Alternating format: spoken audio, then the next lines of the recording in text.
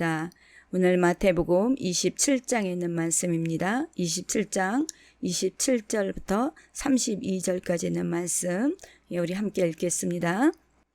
이에 총독의 군병들이 예수를 데리고 관정 안으로 들어가서 온 군대를 그에게로 모으고 그의 옷을 벗기고 홍포를 입히며 과시관을 엮어 그 머리에 씌우고 갈대를 그 오른손에 들리고 그 앞에서 무릎을 꿇고 희롱하여 이르되 유대인의 왕이여 평안할지어다 하며 그에게 침 뱉고 갈대를 빼앗아 그의 머리를 치더라. 회령을 다 한 후 홍포를 벗기고 도로 그의 옷을 입혀 십자가에 못 박으려고 끌고 나가니라. 나가다가 시몬이란 구레네 사람을 만나매 그에게 예수의 십자가를 억지로 지워 가게 하였더라. 아멘. 조류 중에 모성애가 가장 강한 것은 펠리컨이라고 합니다. 펠리컨은 새끼들에게 줄 먹이가 없으면 자신의 가슴살을 뜯어 먹이기도 하고 또 병에 걸려 죽어가는 새끼에게는 자신의 핏줄을 터뜨려 그 피를 입에 넣어준다고 합니다. 어미 펠리컨은 자신은 죽어가면서도 새끼를 위해서는 기꺼이 목숨을 바치는데 서양인들은 이 펠리컨을 사랑과 희생의 상징으로 여긴다고 합니다. 이 땅에서 인간의 죄를 모두 짊어지고 대신 피 흘린 펠리컨 같은 분이 계십니다. 그분은 바로 2000년 전 이 땅에 오셔서 인류의 죄를 모두 책임지신 예수 그리스도이십니다. 예수님은 인간의 탐욕과 교만, 불신, 증오, 거짓 등을 모두 혼자 짊어지고 십자가 위에서 피 흘리신 분이십니다. 오늘 본문은 예수님이 십자가에서 달리시기 전에 로마 군병들의 손에 넘겨져서 엄청난 멸시와 조롱을 받으시는 장면입니다. 예수님이 재판을 받으실 때도 빌라도는 예수님이 죄가 없으신 것을 알고 명절 때 한 사람을 풀어주는 전례에 따라서 예수를 풀어주려고 하지만 제사장들과 장로들이 무리를 선동합니다. 그리고 바라바를 풀어달라 하라고 해서 무리들은 그들 말대로 바라바를 풀어줄 것과 예수를 십자가에 못 박게 하도록 소리치는지라 빌라도는 밀란이 날까 두려워서 무리들에게 만족을 주기 위해 살인자 바라바를 그들에게 놓아주고 예수는 채찍질하고 십자가에 못 박히게 넘겨주게 된 것입니다. 이에 총독의 군병들이 예수를 데리고 관정 안으로 들어가서 온 군대를 그에게로 모으고 예수님의 옷을 벗기고 홍포를 입히며 가시관을 엮어 그 머리에 씌우고 갈대를 그 오른손에 들리고 침을 뱉으며 희롱을 합니다. 그리고 희롱을 다한 후에 십자가에 못 박으려고 끌고 가는 것입니다. 이 장면은 우리 마가복음에 보면요. 예수님께 자색 옷을 입히고 가시관을 엮어 씌우고 경례하며 유대인의 왕이여 평안할지어다 하고는 갈대로 그의 머리를 치며 침을 뱉으며 꿇어 절하더라 라고 이렇게 기록이 되어 있습니다. 또 요한복음에서는 손으로 때렸다라고 이렇게 기록이 되어 있죠. 예수님이 당하시는 수치와 조롱을 이사야 선지자는 나를 때리는 자들에게 내 등을 맡기며 나의 수염을 뽑는 자들에게 나의 뺨을 맡기며 모욕과 침뱉음을 당하여도 내 얼굴을 가리지 아니하였다라고 예언하였고 시편 기자는 나는 벌레요 사람이 아니라 사람의 비방거리요 백성의 조롱거리니이다. 나를 보는 자는 다 나를 비웃으며 입술을 삐죽거리고 머리를 흔들며 말하되 그가 여호와께 의탁하니 구원하실 걸 그를 기뻐하시니 건지실 걸 하나이다 라고 기록되어 있습니다. 예수님은 하나님의 아들이시며 자신이 창조하신 땅에서 당신이 지으신 피조물에게 왜 이토록 조롱을 당하여야 합니까? 우리 창세기 3장 보시면요. 아담과 하와가 하나님의 말씀을 어기고 불순종함으로 죄가 들어오게 되면서 에덴 동산에서는 평화가 깨지고 죄가 들어옴으로 불안과 두려움이 엄습해 오면서 하나님의 낯을 피하여 숨게 됩니다. 그때 이들은 끝까지 잘못을 고백하는 것이 아니라 서로에게 죄를 떠넘기면서 결국 이 땅이 저주를 받게 됩니다. 하와를 미혹했던 뱀은 여자의 후손과 원수가 되어서 여자의 후손의 발뒤꿈치를 물겠지만 여자의 후손은 뱀의 머리를 상하게 할 것을 말씀하십니다. 여기서 여자의 후손이란 하나님의 아들이 이 땅에 사람으로 오실 것을 말씀하신 것이죠. 그리고 불순종의 대가로 하와는 임신하는 고통을 크게 더해서 수고하고 자식을 낳을 것이며 또 너는 남편을 원하고 남편은 너를 다스릴 것이라 라고 하셨습니다. 그리고 땅은 아담으로 인해서 저주를 받아 내 평생에 수고하여야 그 소산을 먹으리라. 그러나 땅은 가시덤불과 엉겅퀴를 낼 것이라고 하십니다. 그런데 사람이 범죄를 했는데 왜 땅이 저주를 받게 됩니까? 그리고 하와가 먼저 범죄했는데 왜 아담 때문에 땅이 저주를 받게 되었다고 합니까? 그것은 하와는 아담의 갈비뼈를 취해서 만드셨지만 아담은 흙에서 취했습니다. 그래서 창세기 3장 19절을 보시면 네가 흙으로 돌아갈 때까지 얼굴에 땀을 흘려야 먹을 것을 먹으리니 네가 그것에서 취함을 입었음이라. 너는 흙이니 흙으로 돌아갈 것이라고 하십니다. 결국 흙에서 취한 사람이 범죄함으로 이 땅이 저주를 받게 된 것입니다. 그래서 로마서 8장 보시면 인간이 범죄함으로 땅에 있는 피조물들이 함께 탄식하며 함께 고통을 겪고 있다고 기록하고 있습니다. 하나님은 아담이 범죄함으로 저주가 임한 이 땅을 고치고 인간들을 구원하시기 위해서는 예수 그리스도가 인간으로 오시게 된 것입니다. 그렇다면 왜 수치와 멸시와 조롱을 당해야 됩니까?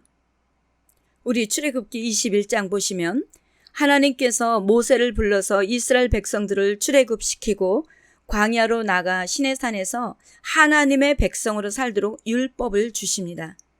그 율법 중에는 우리 출애굽기 21장 보시면 눈은 눈으로, 이는 이로, 손은 손으로, 발은 발로, 된 것은 된 것으로, 상하게 한 것은 상함으로, 때린 것은 때림으로 갚을지니라 라고 하셨습니다. 우리 예수님이 오신 것은 마태복음 5장 보시면 율법을 폐하러 오신 것이 아니라 완성시키러 오셨다라고 하셨습니다. 즉 예수님이 오셔서 오늘 본문처럼 예수님이 멸시와 조롱과 희롱을 받으신 것은 우리의 죄를 대속하기 위해 이 율법의 요구에 만족을 주신 것입니다. 우리가 범한 불신과 탐욕과 거짓과 교만과 증오 등등 죄의 대가로 받아야 할 조롱, 멸시, 천대, 고통, 수치를 예수님이 우리 대신 다 당하신 것입니다. 우리가 예수님을 생각하게 되면 십자가에 달려 죽으신 것을 제일 먼저 떠올리실 것입니다. 그리고 채찍 맞으신 것, 가시면류관 쓰신 것, 손과 발에 못 박히신 것일 것입니다. 그리고 옆구리에 창으로 찔린 것도 기억하실 것입니다. 예수님이 이런 고통 가운데 십자가에서 달려 돌아가신 것은 엄청난 고통이었습니다. 그런데 이것 외에 우리 예수님은 더 많은 고통을 받았어야 했던 것입니다. 유대 병정들은 예수님을 끝이 뾰족한 뼈가 달린 채찍으로 때림으로 살점이 떨어지면서 피가 낭자였습니다. 왜 맞으셔야 됐습니까? 베드로전서나 이사야 보시면 그가 채찍에 맞음으로 너희가 나음을 얻었도다. 즉 그 채찍은 우리의 질병을 위해 맞으신 것입니다. 또 그들은 예수님의 옷을 벗기고 홍포를 입힙니다. 홍포는 왕들이 입은 옷이죠. 병정들은 요한복음에 보시면 빌라도가 예수님께 네가 왕이 아니냐라는 말에 내 말과 같이 내가 왕이다 라는 예수님의 대답을 듣고는 홍포를 입히면서 희롱을 한 것입니다. 또 로마 형제가 오른손에 들고 있는 호울 대신 갈대를 쥐어주고는 희롱하기 위해 그 앞에서 무릎을 꿇고 유대인의 왕이여 평안할지어다 라며 조롱을 한 것입니다. 그들은 예수님을 조롱하였지만 온 세상의 왕 중의 왕이신 예수님을 아무도 알지 못했기에 돌들을 통해서도 소리 지르며 찬양을 하게 하신다는 말씀처럼 그들을 통해서 왕이심을 선포한 것이라고 생각이 듭니다. 왜냐하면 이 세상에는 뜻없는 소리가 없듯이 어느 것 하나 우연은 없기 때문입니다. 이렇게 예수님은 우리의 죄악으로 우리가 당해야 하는 모든 수치까지도 다 당하게 된 것입니다. 그래서 이사야서 53장 보시면 그가 곤욕을 당하여 괴로울 때에도 그의 입을 열지 아니하였음이며 마치 도수장으로 끌려가는 어린 양과 털 깎는 자 앞에서 잠잠한 양같이 그의 입을 열지 아니하였도다. 그는 곤욕과 신문을 당하고 끌려갔으나 그 세대 중에 누가 생각하기를 그가 살아있는 자들의 땅에서 끊어짐은 마땅히 형벌받을 내 백성의 허물 때문이라 하였으리요 라고 말씀합니다. 예수님은 그렇게 매 맞으셔서 온몸에 상처가 나므로 아픔과 고통 속에서 조롱과 희롱을 다 당하시고 지친 몸으로 십자가를 지셔야 했습니다. 예수님은 너무나 지친 몸으로 더 이상 십자가를 지시고 지탱하실 수가 없으셨기에 그곳에 있는 한 사람 구레네에게 올라온 시몬이라는 사람을 지목해서 예수님이 지시고 가시던 십자가를 대신 지게 합니다. 시몬은 예수님이 지친 십자가를 지라고 했을 때 어쩌면 재수없게 걸렸다라고 했을 수도 있을 것입니다. 지기 싫은 십자가를 억지로 질 수밖에 없었습니다. 그런데 그는 오히려 그 억지로 진 십자가로 인하여 온 가족이 복을 받게 됩니다. 그는 하나님의 자녀가 되었고 그의 부모는 우리 로마서 16장 보시면 사도 바울은 기록하기를 주 안에서 택하심을 받은 그의 어머니는 곧 내 어머니니라 라고 합니다. 시몬은 타의로 십자가를 지게 되었지만 그와 그 가족과 그의 자손들은 복을 받게 된 것입니다. 십자가를 진다라는 것은 참으로 복된 것입니다. 그럼에도 사람들은 힘들고 귀찮으니까 안 지려고 합니다.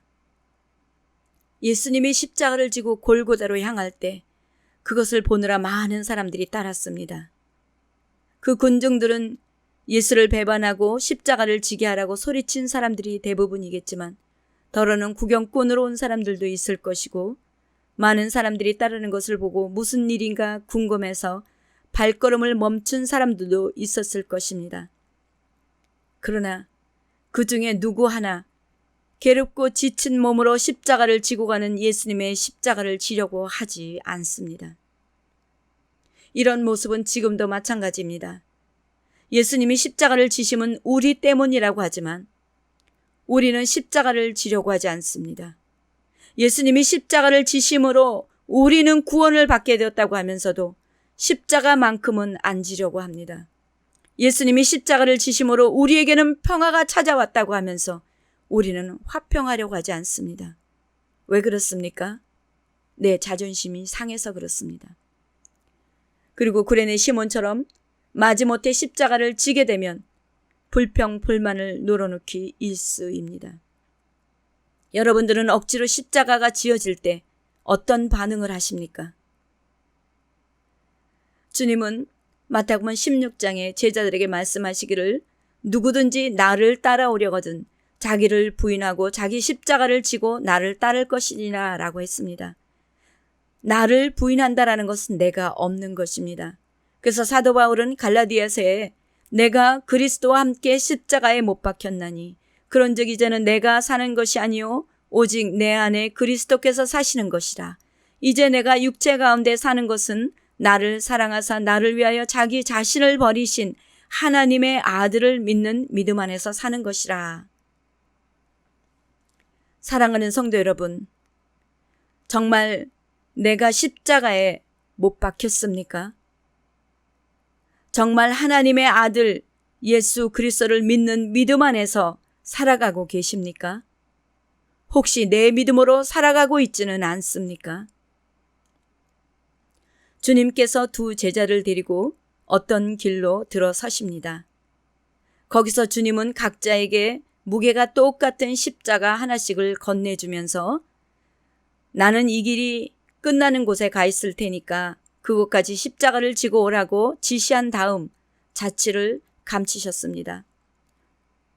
첫 번째 제자는 가볍게 십자가를 메고 가는데 반해 두 번째 제자는 지독히 힘들어하면서 뒤처져 따라갔습니다. 십자가를 걸머진 지 하루 만에 첫 번째 제자는 길 끝에 당도하여 십자가를 주님에게 넘겨드렸습니다. 주님은 첫 번째 제자의 등을 가볍게 두드려 주시면서 말씀하시기를 아들아, 아주 잘했다 라고 칭찬해 주셨습니다. 그런데 두 번째 제자는 이튿날 저녁이 되어서야 길 끝에 도착하게 됩니다. 도착한 제자는 십자가를 주님의 발 밑에 내동댕이 치며 불만을 토로합니다. 이런 법이 어디 있습니까? 저한테는 다른 제자보다 훨씬 더 무거운 십자가를 내주시다니요. 제가 이렇게 늦게 도착한 것도 다 그 때문이라고요. 주님은 마음이 상한 채 슬픈 얼굴로 두 번째 제자를 바라보며 십자가는 둘 다 똑같은 무게였느니라 라며 말씀하셨습니다. 두 번째 제자는 그 말을 듣고는 그런데도 앞사람은 아주 쉽게 십자가를 옮겼는데 유독 저만 십자가를 옮기느라 쩔쩔맸다 이 말씀입니까? 그 말을 들은 주님은 그에게 타이르시면서 말씀하시기를 십자가를 탓하지 말아라. 십자가가 무거운 것은 십자가를 지고 오는 동안 줄곧 불평을 늘어놓은 너에게 있느니라. 네가 불평할 때마다 십자가의 무게는 늘어났던 거다. 그러나 앞에 온 제자는 십자가를 지고 있는 동안 사랑을 실천했기 때문에 그 사랑이 십자가의 무게를 덜어준 거다. 그래서 힘들이지 않고 옮길 수 있었던 것이다. 그렇습니다. 십자가를 질 때 왜 하는 질문을 하면 매우 무거울 수밖에 없습니다. 그러나 주님이 나 때문에 지신 십자가를 생각하면 왜 라는 질문 대신 감사가 나오게 됩니다. 내가 받아야 하는 조롱과 희롱, 멸시, 천대, 아픔, 고통을 우리 주님이 대신 지어주신 것입니다. 우리 삶 가운데 우리가 져야 하는 십자가는 이미 예수님이 지신 것입니다. 우리가 십자가를 기쁨으로 질 때 십자가의 무게는 더 가벼워질 것이며 감사와 기쁨이 넘치게 될 것입니다. 우리는 모두가 다 제각각 주어진 십자가가 있습니다. 때론 나에게 주어진 십자가가 이해가 되지 않을 때도 있을 것입니다. 하지만 우리에게 주어진 십자가는 결코 헛되지 않습니다. 축복이 될 것입니다. 주님이 나를 위해 지신 십자가를 더 깊이 생각하시면서 기쁨으로 십자가를 지는 저와 여러분이 되시기를 축원합니다.